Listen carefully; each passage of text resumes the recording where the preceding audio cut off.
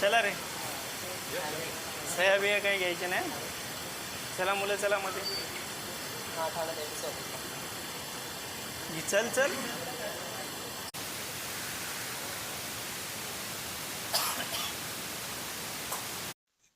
जे शासनाचे DR आहे त्या शासनाच्या DR नुसार मुलांना ज्या भरती मिळतात त्या भरती मागण्यासाठी आम्ही आलोय. 9 तारखेला निवेदन दिलं होतं.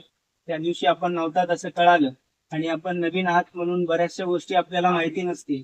पण या डिपार्टमेंटमध्ये असं आहे की जोपर्यंत विद्यार्थी ऑफिसला येऊन आंदोलन करून मागत नाही तोपर्यंत कुठलीही गोष्ट मिळत नाही. हे 2013 पासूनचा पायंडा आपल्या डिपार्टमेंटला पडलेला आहे. मला अपेक्षा आहे तुमच्याकडून, तुम्ही नवीन आलात यामध्ये सुधारणा करा.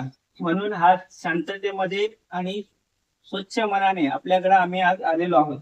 आमचं म्हणणं आहे की आपली जी भोजन व्यवस्था होती ती बंद करून आम्हाला भोजन डीबीटी देण्यात आली. जर आपण 11/11/2011 शासन निर्णय बघितला तर त्यामध्ये मी डायरेक्ट जेवणावरती येतो, कारण जोपर्यंत पोटामध्ये नाही तोपर्यंत शिक्षण किंवा मन स्थिर राहत नाही.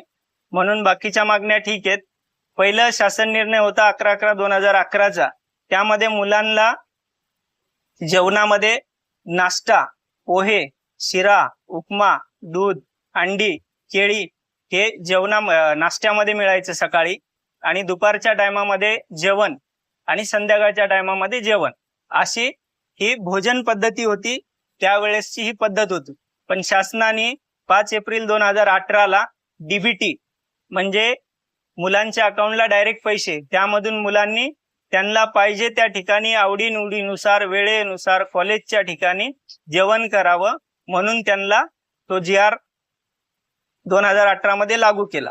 पण हॉस्टेल संकल्पना अशी होती की अनुसूचित जमातीच्या विद्यार्थ्यांना त्यांच्या गावापासून बाहेर राहून उच्च शिक्षण घेण्याची सोय व्हावी म्हणून हे हॉस्टेल चालू करण्यात आले होते. पण त्यावेळेस 2018ला आमच्या जेवणाचा जो रेट होता तो रेट ठरला होता तो 11/11/2011च्या GR नुसार. कारण का, त्यावेळेस भोजन ठेके जे होते 3,000 ते 3,500 मध्ये ठेकेदार टाकायचे, म्हणून तो रेट आम्हाला दिला जात होता. तर वसतिगृहाची त्यावेळेस विभागणी केली. अ, ब, क, ड महानगरपालिका, विभागीय शहर वसतिगृह आणि जिल्हास्तरीय. तर महानगरपालिका आणि विभागीयला 3,500 रुपये दर आणि जिल्ह्या ठिकाणी 3,000 रुपये दर. तर त्यावेळेस हा जो भोजन भत्ता आहे तो त्रैमासिक ठरवला होता, म्हणजे 3 हप्त्यामध्ये 3 सायकलमध्ये. तर ती सायकल जी पहिली सायकल असेल ती 3 महिने आगाऊ, म्हणजे ज्यावेळेस मुलाचा प्रवेश होतो जूनमध्ये त्यावेळेस त्याला ऑगस्ट पर्यंतचे पैसे दिले जायचे, ते ॲडव्हान्स मध्ये. मग ती जी आहे दरवर्षी इकडं तिकडं होत ती आतापर्यंत चालली.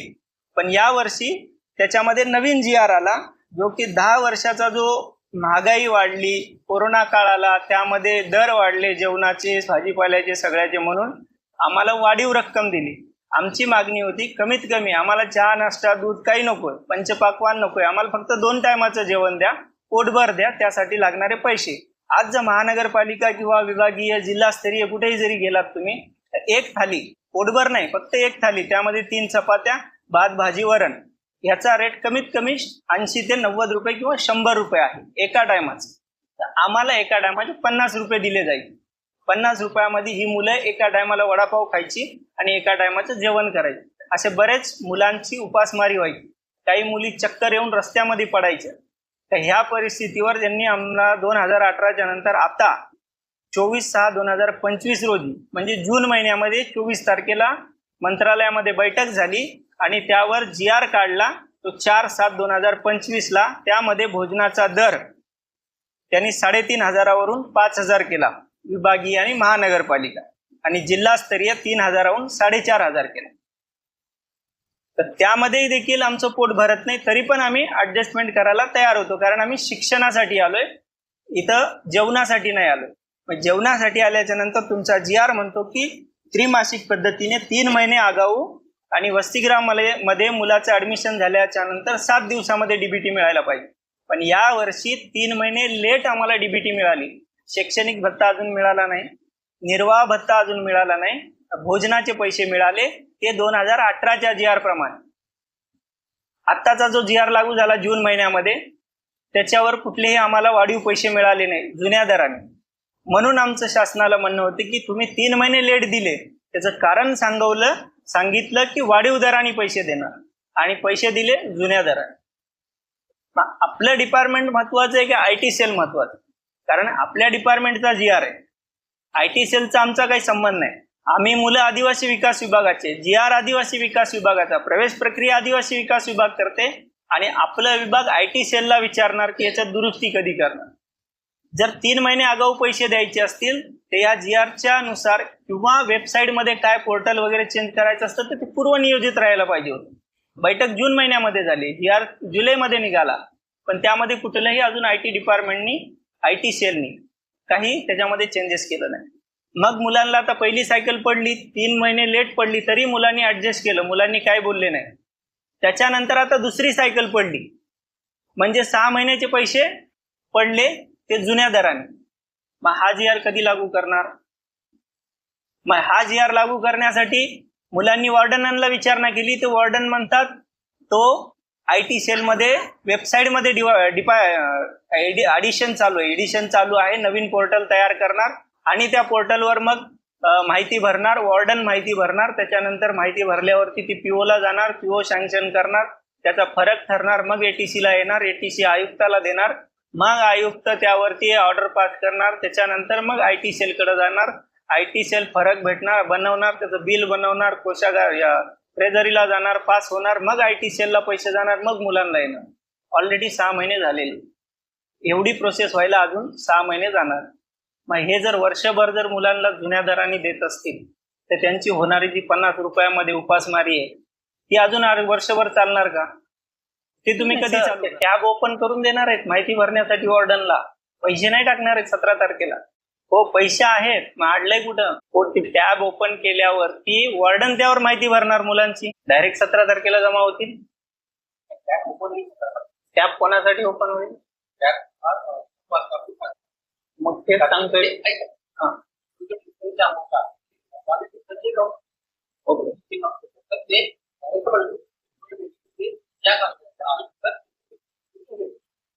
ऑलरेडी. हे बरोबर आहे सर, आपण आला तुमच्यावर विश्वास आहे, डिपार्टमेंटची लोक तेच आहेत, काही बदल झालेला नाही. पण होतंय कसं, ज्या वेळेस आम्ही मागायला येतो त्यावेळेस आठवण येते का? आमचं 9 तारखेला सर महत्वाचं काय माहिती का, हे जे पोर्टल आहे ते IT वाल्यांकडे आहे, ह्यावर जे मुलं ऍडमिशन करतात तो डेटा ऑलरेडी आहे. तो जर डेटा ऑलरेडी त्यांच्याकडे आहे, मुलांचे प्रवेश झालेले माहिती आहेत, प्रवेशमध्ये मुलांचे किती प्रवेश सँक्शन झाले ते ऑलरेडी त्यांच्याकडे आहे. वॉर्डनकडे काहीच नाही. वॉर्डनला कळतही नाही की मुलांना कधी कॉल लेटर गेलेलं आहे. मुलगा ज्यावेळेस हॉस्टेलला येतो त्यावेळेस त्यांना कळतं की याचं ऍडमिशन झालंय. आपल्याकडे पहिलं लिस्ट लागायच्या, पण त्या लिस्ट हॉस्टेलमध्ये वॉर्डन लावायच्या, त्यावेळेस वॉर्डनकडे रेकॉर्ड होता. आता वॉर्डनकडे नाही, हे IT सेलकडे ऑलरेडी रेकॉर्ड आहे. आम्ही 3 महिने ऍडजस्ट केलंय साहेब, आम्ही 17 तारखेपर्यंत ऍडजस्ट करत नाही असं नाही म्हणत आहे, पण ही प्रोसेस तुम्ही सांगता तशी होईल का एवढं आम्हाला लेखी पाहिजे. नाही शासनाचं असू दे, आता तुम्ही शासनच आहे, आम्हाला इथं तुम्ही जवळ आहे म्हणून आम्ही तुमच्याकडे आलो. आयुक्त जवळ राहिलं असतं तर आयुक्ताकडे गेलं असते. कनेक्टेड एकच आहे डिपार्टमेंट, वेगळं नाहीये. तुम्ही त्यांना फोनवर कॉन्टॅक्ट करा किंवा IT वाल्यांना कॉन्टॅक्ट करा, एवढे पॉवर तुम्हाला आहेत. IT वाले काय तुमच्यापेक्षा मोठे नाहीये, ते फक्त हँडल करतात. IT आहे गव्हर्नमेंटचा जरी असला तर हँडल करणारे सगळे प्रायव्हेट आहेत आणि त्यांना एवढे तेवर आहेत की घरपालाला सुद्धा भाव देत नाहीत. मुलं सुद्धा दुरुस्तीला गेले ना तरी ते भाव देत नाहीत. आणि तुम्हाला त्यांनी सांगितलंय ते खोटं आहे. 17 तारखेला काहीच होणार नाही.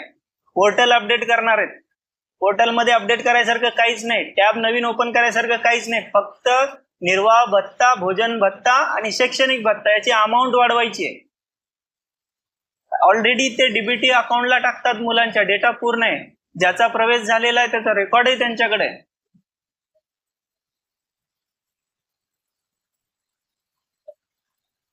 डिफरन्स कॅल्क्युलेट करायला सर त्यांनी निर्वाह भत्त्याचे पैसे दिले नाही, त्याचं काय डिफरन्स करणार आहे? जी काय नवीन दराची अमाऊंट आहे ती टाकायची, शैक्षणिक भत्त्याची नवीन जी काय आहे ती टाकायची, त्याचा डिफरन्स नाही. डिफरन्स राहिला तुमचा भोजनचा, जेवणाचा. आता 6 महिन्याचा डिफरन्स त्यांचा कॅल्क्युलेट करावं की एका मुलाला वाढीव 1500 रुपयाप्रमाणे किती होता ती अमाऊंट बदलायची.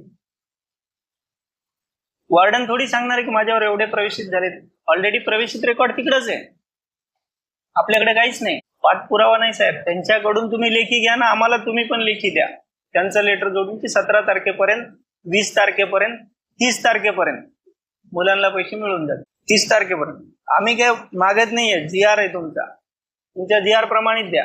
आम्ही 6000 बोललो ते पण नाही, 5000 दिले ऍक्सेप्ट आहे. ते बघू आम्ही याला चॅलेंज करून कोर्टामधून कसे वाढवायचे, किती वाढवायचे, पण हे तरी द्यायला पाहिजे. 6 महिन्याचे पैसे दिले. आता आम्हाला अशी भीती वाटायला लागली की 6 महिने आम्हाला अजून एक टायमाचं उपाशी राहायला लागणार आहे. जर त्यांना द्यायचे असते तर 3 महिने सफिशियंट होते.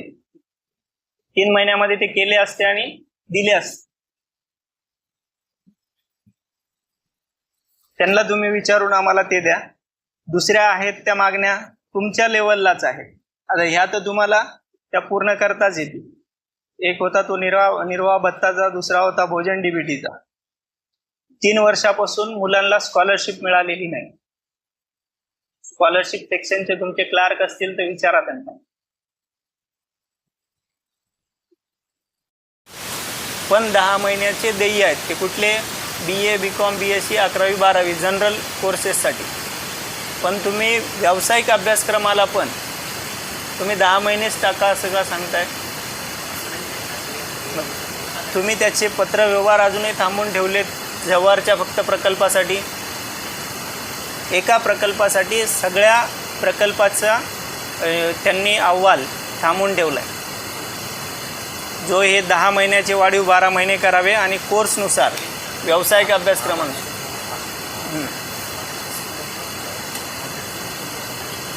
हां, सिस्टममध्येच येतात. हो, पण सिस्टम कोणी बनवलंय? आपणच बनवलं. मग आपला GR आहे ना 12 महिन्याचा त्रिमासिकचा. मग 10 महिन्यात द्या असं का? 10 महिने कंपल्सरी 10 महिन्याची DBT द्यायची, पुढची द्यायची नाही. तशी तरतूद 12 महिन्याची आहे. व्यावसायिक अभ्यासक्रम जर असेल तर त्याला स्पेशल DBT, स्पेशल सायकल आहे. Engineering, medical, nursing, pharmacy, law, ITI ह्या ज्या कोर्सेससाठी पूर्ण वर्ष सेमिस्टर पॅटर्न असल्यामुळं पूर्ण 12 वर्ष तो कोर्स चालतो. 12 महिने कोर्स चालतो. एखाद्या वेळेस परीक्षा पोस्टपॉन्ड होतात, त्यावेळेस 12 महिन्याचा आपला सायकल बसतो, तर त्याला 10 महिन्याची सायकल टाकल्या जाते आणि पुढची जी स्पेशल सायकल त्याच्यासाठी अजूनही मिळाली नाही. गेल्या वर्षीच्या मुलांना स्पेशल सायकल अजूनही मिळाली नाही.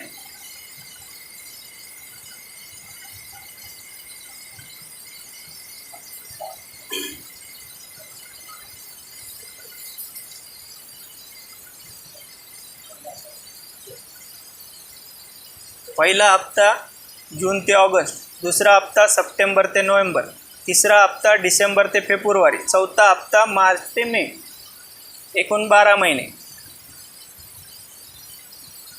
शासन निर्णय. पण आम्हाला द्या ना साहेब, जेवणाचे पैसे आहेत ते, आम्ही कुठं काय एक्स्ट्रा मागतोय?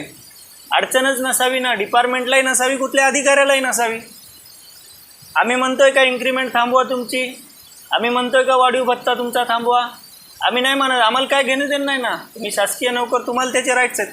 पण आमच्या विकासासाठी तुम्ही बसलेत ना, आमचे राईट्स नका ना हिरकावून घेऊ.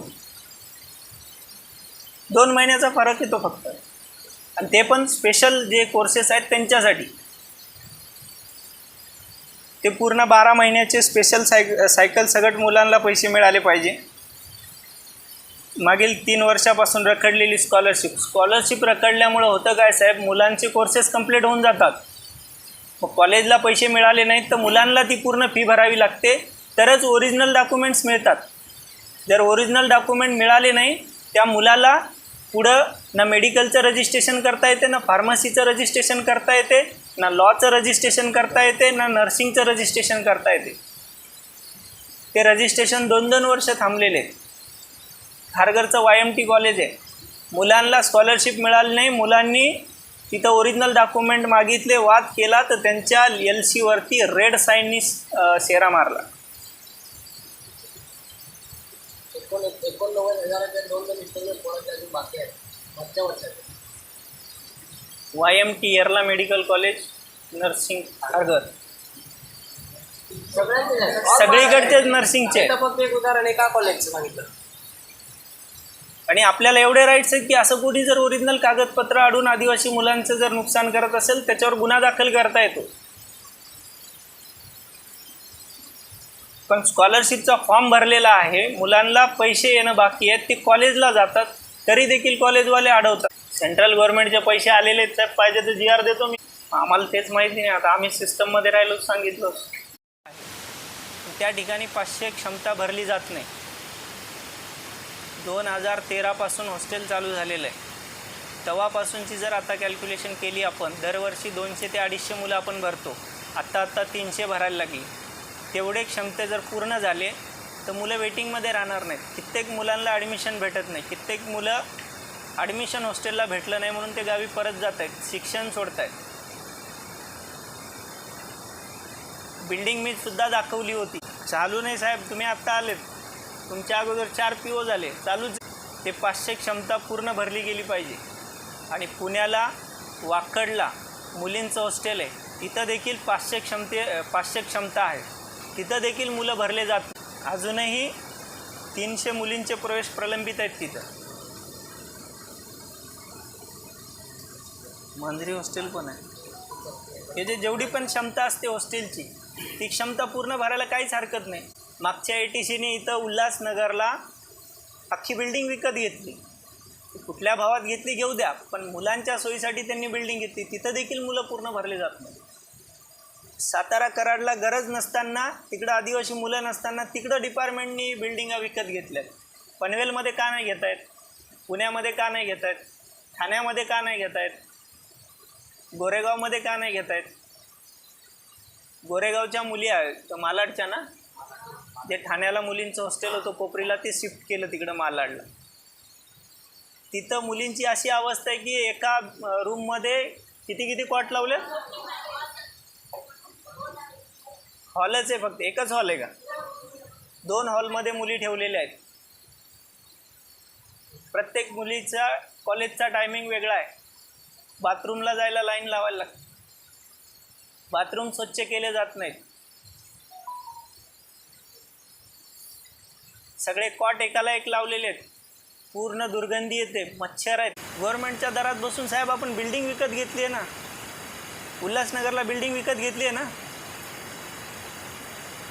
गव्हर्नमेंटच्या दराच्या बाहेर जाऊन विकत घेतली साहेब. ती खूप मागामध्ये घेतली, तिथला लोकल रेटपेक्षा जास्ती घेतली.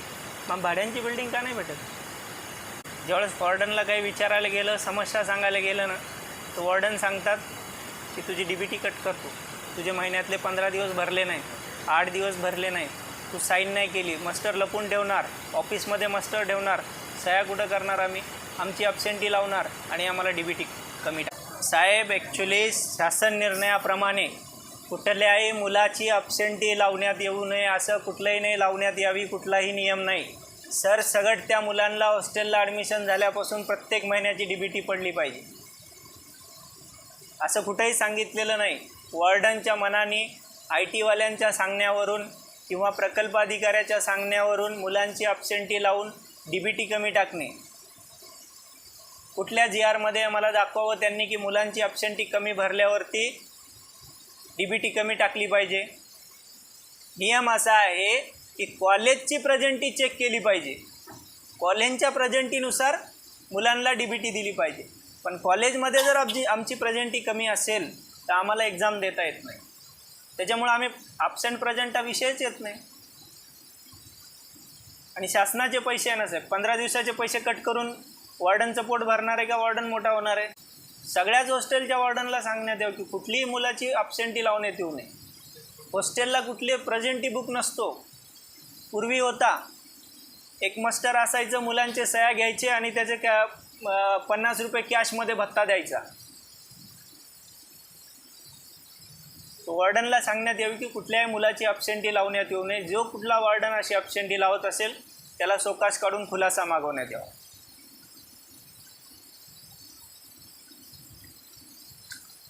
वसतिगृहामध्ये टीव्या होत्या, शासनाकडून पुरवलेल्या मोठ्या मोठ्या 32 इंचीच्या टीव्या होत्या. त्या टीव्या हॉस्टेलमधून गायब आहेत. हॉस्टेलमध्ये प्रत्येक हॉस्टेलला 9 कम्प्युटर दिले होते. कम्प्युटर गायब आहेत. मुलांना ते यूजसाठी पण नाहीत. बऱ्याच हॉस्टेलचे कम्प्युटर ATC ऑफिसला आहेत, PO ऑफिसला आहेत. मग ते आमच्यासाठी होते का डिपार्टमेंटसाठी होते? आत्ता काळाची गरज आहे. प्रोजेक्ट कम्प्युटरवर बनवायला लागतो. प्रत्येक एज्युकेशनसाठी प्रोजेक्ट कंपल्सरी 40 मार्क त्याच्यासाठी आहे. आम्हाला कम्प्युटर उपलब्ध करून देत नाही. तर ते कम्प्युटर आपल्या लेवलला दरवर्षी दिले जाऊ शकतात. कम्प्युटर दरवर्षी नाही म्हणा, जे जीर्ण झाले असतील ते नवीन रिप्लेसमेंट. टीव्या आहेत, पण टीव्या हॉस्टेलला नाही आहेत. ते काया पालट नको ते काया पालट आणलं आणि आमचे सगळे रूमच बेडनी भरून टाकले आणि टेबल खुर्च्यानी. गरजच नव्हती. ते सडले सगळे. बेडिंग सडते. ते जे प्लाय आहेत ते बुरशी लागून खराब झालेत. बेड गंजून खराब झालेत. जे पाहिजे ते देत नाहीत, नको ते कॉन्ट्रॅक्ट. हॉस्टेलला जे पण ॲडमिशन होतात, हॉस्टेलला ॲडमिशन झाल्याच्यानंतर जो रिक्त कोटा असतो, भरलेल्या जागा आणि रिक्त जागा ह्या तिथं मुलाला फॉर्म भरताना दिसल्या पाहिजे. कारण का तर एका मुलाला एकच हॉस्टेल निवडता येतं, दुसरं हॉस्टेल निवडता येत नाही. पण त्यांनी जर ते हॉस्टेल तिथं जागा फुल झालेल्या असतील आणि तिथंच फॉर्म भरला तर त्याचा नंबर लागत नाही. जर हे डिस्प्ले झालं तर मुलगा ते हॉस्टेलला जागा आहेत का नाहीत ते बघून तो फॉर्म भरू शकतो. असं वेबसाईटमध्ये तिथं चार्ट किंवा काय करता येईल, टॅब तो तिथं केला पाहिजे. आपले जे हॉस्टेल आहेत त्या हॉस्टेलसाठी शासनाची जागा आहे, ते ऑलरेडी आपण घेतलेले आहेत. ते प्लॉटही आपल्या ताब्यात आहेत. त्या प्लॉटचे भूमिपूजनही झालेले आहे. ते भूमिपूजन झालेल्या बिल्डिंगा तरी आपण चालू केल्या तर बरं होईल. कारण 2013पासून त्या सगळ्या प्लॉट आपल्याकडं आहेत. तुमचं नवीन पनवेलचं कल्याण हॉस्टेल, नवीन पनवेल हॉस्टेल याचे भूमिपूजन झालेले आहे. कल्याणचं भूमिपूजन नाही, प्लॉट आहे ना तुमचं, जागा आहे ना. कशी काय जागा नाही आहे? कल्याणची जागा आहे साहेब, आपली जागा आहे ती. आपली जागा असेल ते बिल्डरला नाही देता येत. आपण पैसे देऊनच घेतो आपलं डिपार्टमेंट. आपली जागा आहे कल्याण. होईल साहेब, होईल. 13पासून ऐकतोय आम्ही. ते बिल्डिंग त्याचं काय इस्टिमेट काहीतरी बाकी आहेत ना. तिथे खूप वर्षापासून इस्टिमेटच बाकी आहेत. एक इंजिनियर येतो, तो इंजिनियर जातो, PWDकडे जाते, मग आपल्या डिपार्टमेंटचा इंजिनियर येतो. आपल्या डिपार्टमेंटचं PWD डिपार्टमेंट होतं, तिथं इंजिनियर बसतात. त्यांच्याकडूनही अजून काहीच झालं नाही. आपल्या इथे इंजिनियर बसतात ATC ऑफिसला, PWDचं आपल्या डिपार्टमेंटचे. काय करतात ते? त्यांना प्लॅन तयार करता येत नाही ना, बिल्डिंगही चालू करता येत नाही. पनवेल मुलींचं हॉस्टेल नवीन हॉस्टेल आहे साहेब, सगळं कळतं. मीराबाई सगळे हॉस्टेल 17 वेळेस चेंजेस करतात, पैसे देतात, तोडफोड करतात, बाथरूमा बंद ठेवतात कामासाठी. काहीच होत नाही. तशीच हाल असते सर सगळ्याच हॉस्टेलला. एक वेळेस तुम्हाला फिरायला लागेल. तुमच्यासुद्धा व्हिजिट असतात, POच्या पण व्हिजिट असतात. कधी हॉस्टेलला व्हिजिट नाही होत. चुकून आले तर आले एखाद्या वेळेस. GRनुसार 11/11/2011च्या GRमध्ये प्रकल्प अधिकाऱ्याचे व्हिजिट लिहिलेले आहेत, ATC साहेबाचे व्हिजिट लिहिलेले आहेत, आयुक्त साहेबाचे व्हिजिट आहेत. कोण येत नाही. हॉस्टेलची मुलं इथपर्यंत यायची गरज नाही. आम्ही आलो पण नसतो जर हे वेळेवर झालं असतं. 2013ला आलो होतो, तेव्हापासून आत्ता तुमच्या ऑफिसला आलो. कारण लक्षात देत नाहीत कोणी. अधिकाऱ्यांना काहीच पडलेलं नाही. ज्यावेळेस मुलं येतात त्यावेळेस तेवढ्यापुरतं हो. पण आता अपेक्षा आहे तुमच्याकडून. आम्ही कुठल्या अधिकाऱ्याला असं शिस्तीमध्ये बोललेलं नाही आजपर्यंत. जाणीवपूर्वक ती तर मी सांगतो ना, ती बोंडे मॅडम साहेब सस्पेंड करा. पनवेलला पण मुलींना त्रास दिलेला आहे. तो विषय आमचा नाहीच आहे. तो विषय वॉर्डनच्या लेवलवर PO लेवलला करून घ्यायला पाहिजे. मुलांना अशी कारणं सांगणं.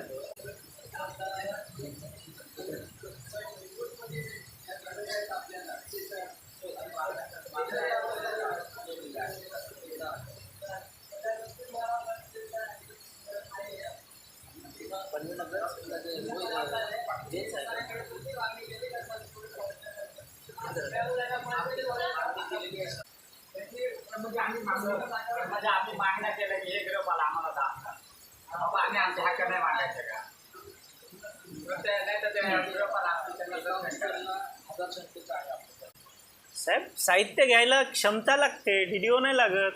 तुमची 500ची क्षमता किती फिल्डर पाहिजे? तुम्ही एकच फिल्टर घेणार 500साठी? बरं 500च्या क्षमतेचं पण फिल्टर आहे साहेब. किती 15-15 लाखाचे फिल्टर आहेत लावलेले आहेत हॉस्टेलला.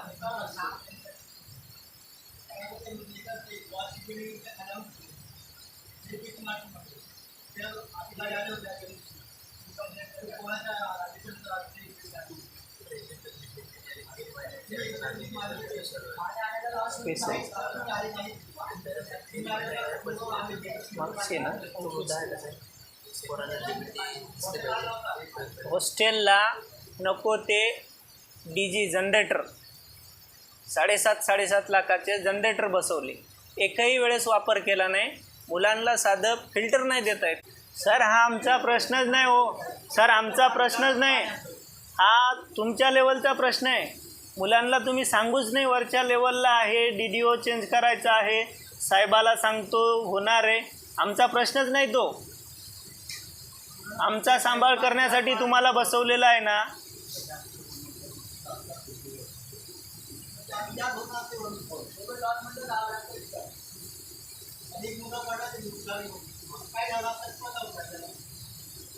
पाण्याचीच व्यवस्था नसेल तर मग बाकीच्या काय व्यवस्था? मालाड ठाण्याचं हॉस्टेल होतं ते.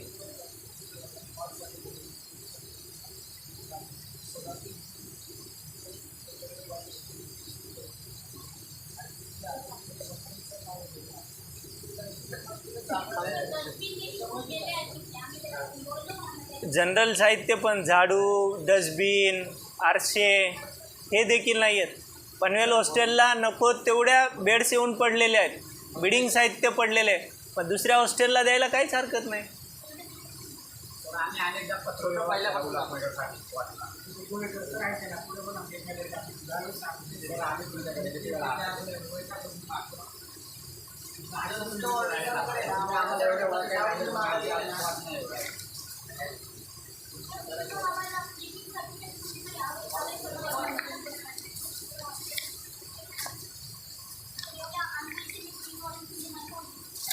आम्ही त्यांना पत्रव्यवहार केला.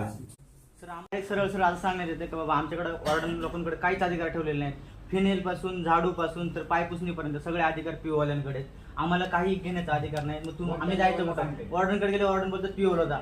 PO वाले गेले का बोलतो तुम्ही वॉर्डनला भेटा, तुमच्या वॉर्डनकडे मागण्या करा. वॉर्डननी पण आम्ही त्यांच्याकडे गेलो तेव्हा आम्ही मागण्यावरती करतो, वरून मागण्या येत नाही. मग आम्ही जायचं कोणाकडे? फिनेल वगैरे स्वतःच्या खर्चातून घ्या सांगतात वाढ, स्वतःच्या खर्चाने घ्या. ते काही थोडे थोडे खर्च तुम्ही करू शकता, असे होतात वाढ. सर आणि ITIच्या विद्यार्थ्यांना पण हॉस्टेलला ऍडमिशन भेटलं पाहिजे, कारण की मी स्वतः बोरिवलीला जाऊन PO ला लेटर देऊन आलोय. आता 2 महिने झालेत, काहीच त्याच्यावरती हे नाही आहे.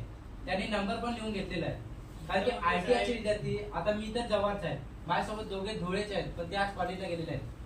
ते धुळ्यावरनं आता कसं ट्रॅव्हलिंग करणार सांगा. आणि घरचे पैसे पुरवणार तर किती पुरवणार? आणि एकच ट्रेन दिसतो.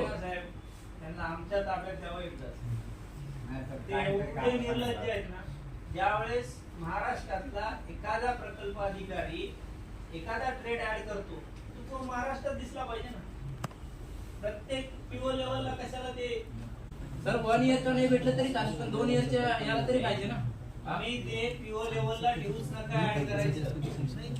कारण की आम्ही कॉलेजमध्ये लेटर देऊन तिथे गेलेलो आहे. विषय असतो कसा साहेब, ITI मधले संपूर्ण ट्रेड, ते ट्रेड ऍड झाले पाहिजे ना. वर्षापासून नाही करत. ITI म्हणून तुम्ही देत नाही, ज्युनियर कॉलेज म्हणून ITI वाल्यांना प्रवेश देता, ठीक आहे, पण ते ट्रेड तरी दिसायला पाहिजे. आणि त्या IT वाल्यांना टोटल महाराष्ट्रातले कॉलेज ऍड केले पाहिजे, जेवढे काही गव्हर्नमेंट अप्रुव्हल आहेत.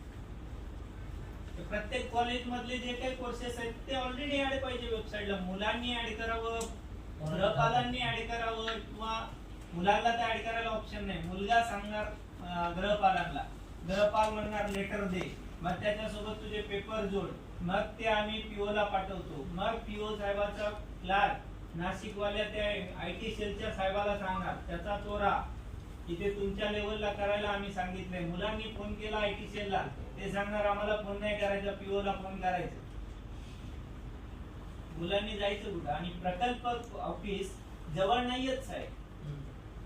3-3, 4-4 तालुक्याचे, 13-13 जिल्ह्याचे एक प्रकल्प कार्यालय आहेत. ती मुलं थोडी ना प्रकल्प कार्यालयात जाणार. एकदा ऍड केला एका प्रकल्पाने कोर्स तर तो सगळीकडे दिसला पाहिजे. तो मुलगा कशाला डहाणूचा पनवेलला येईल, डहाणूचं हॉस्टेल पनवेलचं कॉलेज असं थोडी होणार आहे. तिथलं कॉलेज असेल तर तू तिथलंच सिलेक्ट करणार आहे. खूप छोट्या छोट्या गोष्टी आहेत. ही 10-12 वर्ष गेली यामध्येच काहीच सुधारणा होत नाही. आमच्या स्टडीवर मोजून 4-5 खुर्च्या आहेत आणि एक टेबल आहे. आणि माहीत नाही आपण आणि हॉस्टेल सर ऑफिसमध्ये यापूर्वी आम्ही येऊन गेलो होतो आणि आम्ही इमारतीसाठी वगैरे अर्ज पण दिला होता, पण तुम्ही ऍड वगैरे टाकणार असं बोललो होतो, पण आणखी काहीच त्यावर इम्प्रूव्हमेंट नाहीये. आणि सर ते हॉस्टेल शिफ्टिंगच करा, कारण की ते सर्व गळतं आणि तिथे राहण्याचं काही सोयच नाही आहे. आणि सर तिकडे जवळपास जेवणासाठी काहीच अवेलेबल नसतं. आणि आता ते रस्त्यावर जे स्टॉल बसायचे आपण महानगरपालिकेने ते सुद्धा हटवून टाकलेलं आहे. एकच आंटी आहेत, तेच जेवण सकाळी त्यांनी तेच देतात आणि संध्याकाळी पण त्यांनी तेच जेवण देतात. तिथे काही जेवणासाठी काहीच सोय उपलब्ध नाहीये. ते फार जास्त आउटसाईडला आहे. आणि सर आम्ही रात्री पण जातो ना, म्हणजे 9:30 पर्यंत असं हॉस्टेलला जातो, कारण की कॉलेजवर यायला सुट्टी 6 वाजता स्कूलवरती होते. आम्ही इंटर्नशिप करत होतो आणि तिथं जायला आम्हाला 9:30 किंवा 10 वाजता. तर ते एरियातून कितीतरी लांब हॉस्टेल आहे. आणि हॉस्टेल असं आहे की सर तुम्ही इथले कर्मचारी येऊन बघा की हॉस्टेल कसं आहे, कारण की तिथं असं आहे की त्याच्यात कुणी राहणार पण आहे. असे मुली तिथं राहतात, कारण की बेड पण असे समोरासमोर चिपकवलेले आहे आणि एवढे मच्छर आहेत की सर्वांनी तिथं जाळी मच्छरदाणी लावली आणि त्याच्यात सर्व राहतात. आणि त्याच ठिकाणी राहतो, त्याच ठिकाणी जेवतो पण आम्ही सर. स्टोरेजसाठी पण काहीच नाहीये. कुठले रॅक्स वगैरे काहीच अवेलेबल नाही करून दिलं. सर प्रत्येक गोष्टीला तुम्ही विजिट द्या सर, म्हणजे तुम्हाला प्रत्येक गोष्टी साफसफाई सफाई कर्मचारी मुलांनी सांगणं दुर्दैव आहे. मुलांनी सांगणं दुर्दैव आहे. जिथं यांना सांभाळण्यासाठी ठेवलेला गृहपाल काय करतो, दरवर्षीच आपलं सर्क्युलर असते. दरवर्षी तुम्ही साहित्य मागवता. कुठल्या हॉस्टेलला कुठलं साहित्य कमी आहे दरवर्षी मागवता. मग हे गृहपाल असतात, तेच जर असे वागत असतील तर काय करणार. कुठली त्या मॅडम वरती तुम्ही ऍक्शन घ्या. तक्रार केली तर त्यांनी कधीच त्या तक्रारीवर हे करणार नाहीत की बाबा सोल्युशन काढतील. कधीच नाही असं झालेलं. आम्ही तक्रार करतो, मॅम ठीक आहे म्हणतात आणि जातात. म्हणतात मग काय बोललं नंतर माझे हेल्थ इश्यूज आहे, बीपी वाढतं, हे वाढतं, ते वाढतं. सारखं चार्जर चोरी जाणं, पैसे चोरी जाणं सुरूच असतं. सर मीरा बँडरचे जे हॉस्टेलचे आवार आहे तिथे बाहेरून मुलं येतात आणि गांजा सिगरेट वगैरे फुकतात. त्याच्यावर अजून काही म्हणजे झालेलं नाही. असं का हॉस्टेलचा सिगरेट गांजा वगैरे बाहेर आणि सगळे जे पत्रे वगैरे आहेत ते सगळे हे फोडून टाकले आणि बाहेर खिडक्या वगैरे त्याच्यात दगड वगैरे मारतात मुलांना. त्याच्यावर काय होईल का. तो एरिया तो मोमेडियन एरिया आहे आणि तो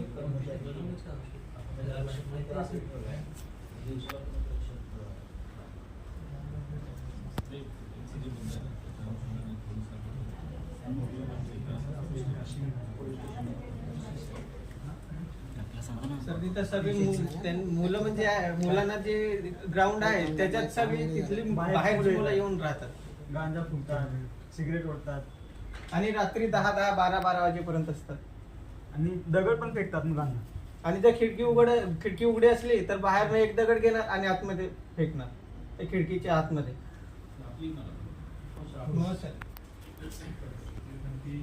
कंपाऊंड वगैरे काय आहे का? कंपाऊंड आहे, कंपाऊंड आहे. येतात मुलं कंपाऊंड वरून गेट ओपन असतं ना सर. गेट ओपनच असतं. शिपाई कोणी नाही सर. शिपाई नाही. किरकोळ प्रॉब्लेम येत आहे. गृहपाल लेवलला, पीओ लेवलला पण निवेदन देऊ. या काही मुली या, मुलं या.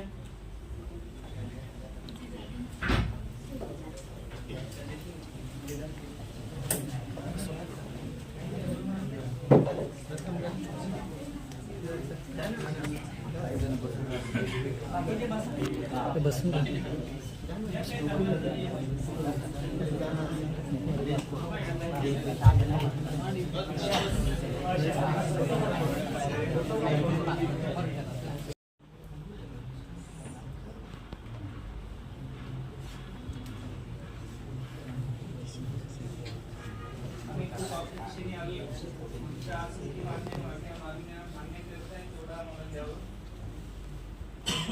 अपेक्षा आपल्यावर. आज जर तुम्ही काहीच मान्य नाही केलं तर आम्हाला इथंच बसावं लागेल.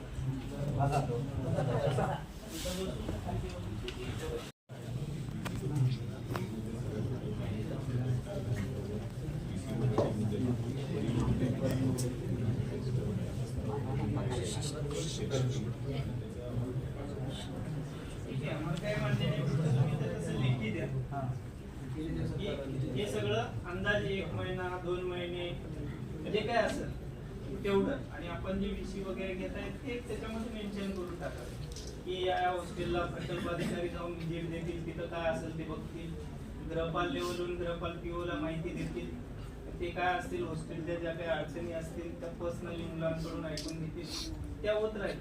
पण ह्या ज्या आता तुम्हाला सांगितले तेवढ्या आपल्या लेवलला पीओ लेवलला जेवढ्या आहेत तुम्ही 1 महिन्यामध्ये करतोय 2 महिन्यामध्ये करतोय एवढं आम्हाला येऊन द्यावं. हे जो डीबीटीचा प्रश्न आहे तुम्ही ज्या कोणाला वरिष्ठांना बोललात ते त्याच्यामध्ये मेन्शन करा, किती दिवसामध्ये प्रवेशित होईल असं वरिष्ठांनी सांगितलं ते तेवढं मेन्शन करून त्याचे ऍक्शन पॉईंट आहेत ना, तुम्ही जे म्हणता लगेच आता किती महिन्यात करा किंवा किती दिवसात, तर माझं म्हणतं आहे की त्यातले काही सगळे जरी शासन निर्णयानुसार असतील तरी समजा प्रकल्पावर गेली आहे नाही काही अडचणी असतील तर हे निवेदन खाली बसून चर्चा करा, आम्ही खाली बसून त्याला खाली बसू.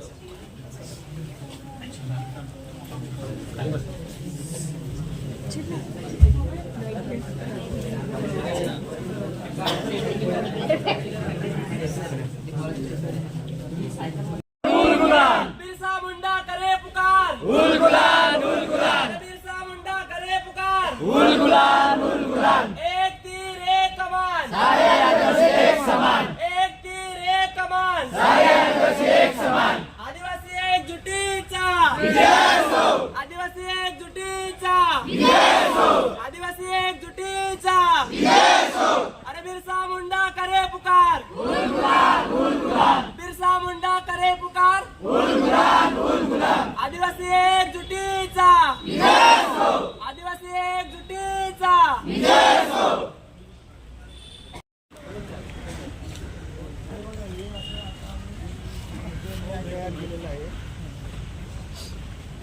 आदिवासी विकास विभाग मंत्रालय मुंबई यांना आणि या कार्यालयाचे पत्र 3/9/2025 नुसार वसतिगृहातील प्रवेशित विद्यार्थ्यांना प्रवेश दिनांकापासून 10 महिन्यापेक्षा अधिकची डीबीटी मिळण्याबाबत आयुक्तालय नाशिक यांना कळविण्यात येईल. जी सायकल होती ती वाढवण्यासाठी 12 महिने म्हणजे अभ्यासक्रमानुसार कोणाचा अभ्यासक्रम 12 महिन्याचा असेल किंवा 10 महिन्याचा असेल याच्यासाठी ते कळवणार आहेत. दुसरी मागणी होती मागील 3 वर्षाची शिष्यवृत्ती प्रलंबित आहे याबाबत प्रकल्प अधिकारी यांना त्यांच्या कार्यालयातील किती विद्यार्थ्यांचे 3 वर्षापासून शिष्यवृत्ती प्रलंबित आहे याबाबत पुढील 15 दिवसात माहिती मागविण्यात येईल व आयुक्त कार्यालयात सादर करून आपणास कळविण्यात येईल. म्हणजे आपल्याला सांगणार आहेत ते की शिष्यवृत्तीचं काय 3 वर्ष मागील 3 वर्ष मी एक नावाला सांगितलं, ॲक्च्युली त्याच्याही अगोदरच्या मुलांची स्कॉलरशिप पेंडिंग आहे ही सगळी बॅक डेटची जेवढी काय असेल. त्याच्यानंतर आपण स्वयंचे म्हणजे हॉस्टेलच्या बाहेर जी मुलं स्वयंचा लाभ घेतात त्या मुलांसाठी आपण पैसे वाढून त्यांना देण्यात यावेत म्हणून मागणी केली होती. या कार्यालयाचे पत्र दिनांक 13/6/2024 अन्वये सचिव आदिवासी विकास विभाग मंत्रालय मुंबई यास आणि आयुक्तालय नाशिक यास सादर करण्यात आले आहे. तुम्ही हे दिले का पहिले आपले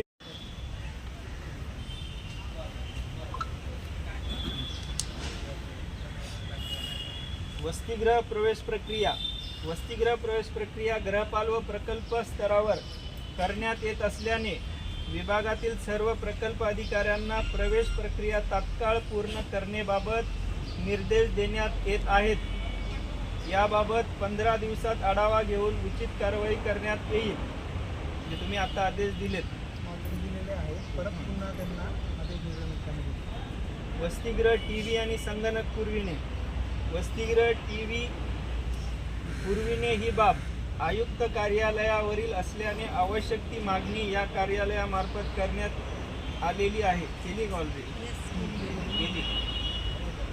PV लवकरात लवकर पुरविण्यात यावा यासाठी या कार्यालयामार्फत पुनश्च पाठपुरावा करण्यात येईल. तसेच वसतिगृहाकरिता उपलब्ध करून दिलेले संगणक कार्यालयीन कामकाजासाठी वर्ग न करण्याबाबत प्रकल्प कार्यालय यांना आदेशित करण्यात येत असून यापूर्वी जर संगणक घेण्यात आलेले असतील तर ते वसतिगृहास तात्काळ परत करण्याबाबत पुढील 15 दिवसाच्या आत कळविण्यात येईल.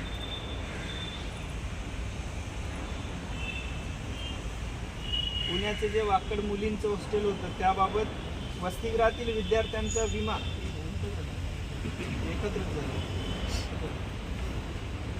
वसतिगृहातील विद्यार्थ्यांचा विमा उतरविणे ही धोरणात्मक बाब असल्याने आपल्या निवेदनातील मागणीनुसार शासनास याबाबत प्रस्ताव तात्काळ सादर करण्यात येईल. वसतिगृह वेबसाईट वसतिगृहाचे नाव ठिकाण दर्शविणे याबाबत शासनामार्फत आपण बोललो होतो त्यांना की वसतिगृहाचं ठिकाण आणि जे काय आहे ते स्पष्ट त्यावर आलं पाहिजे वेबसाईटवर. याबाबत शासनामार्फत प्रस्ताव व MHA-IT मुंबई यांना आवश्यक तो बदल करण्याबाबत कळविण्यात येईल व पाठपुरावा करण्यात येईल.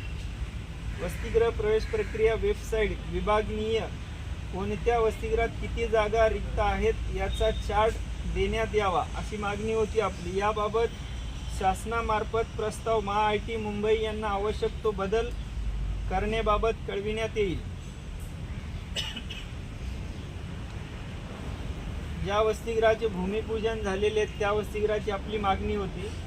सार्वजनिक बांधकाम विभाग आदिवासी विकास आदिवासी यांचे उपअभियंता चर्चेच्या वेळी उपस्थित होते तरी पुनश्च जागा प्राप्त वसतिगृहांचा आढावा घेऊन बांधकामाबाबत तात्काळ कार्यवाही करण्याबाबत या कार्यालयामार्फत कळविण्यात येईल. म्हणजे भूमिपूजन झालेले आहेत ना ऑलरेडी.